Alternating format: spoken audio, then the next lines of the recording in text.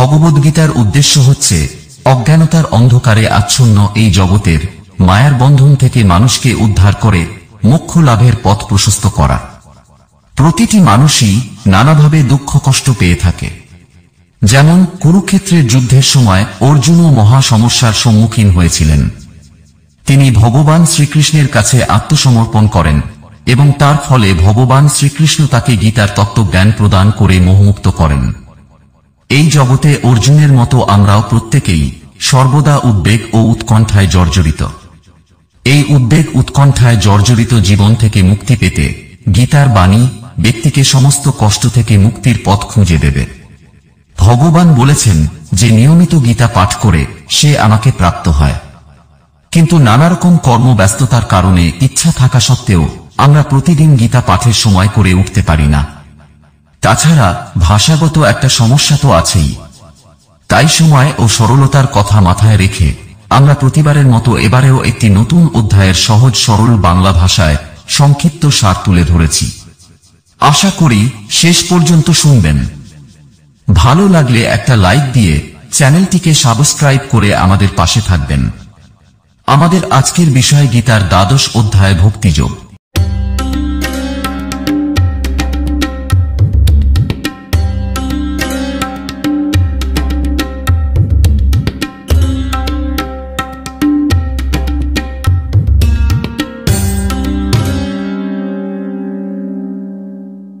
ভগবানকে লাভের বিবিধ উপায়ের মধ্যে অন্যতম উপায় হচ্ছে ভক্তি। আর ভক্তি রূপ ধন যার আছে তিনিই ভক্ত।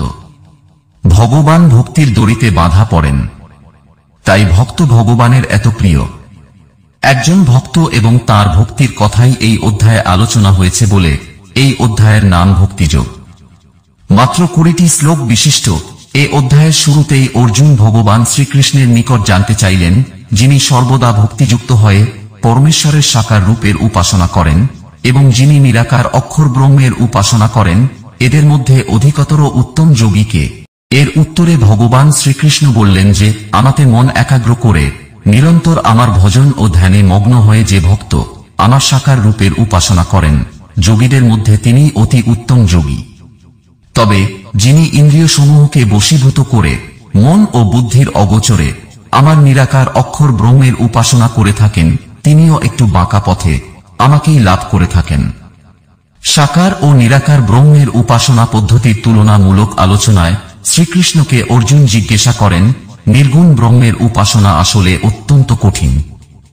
ধারণের জন্য এই পথ অতি দুর্বোধ্য, কিন্তু সে তুলনায় ভক্তির পথ অপেক্ষাকৃত সরল।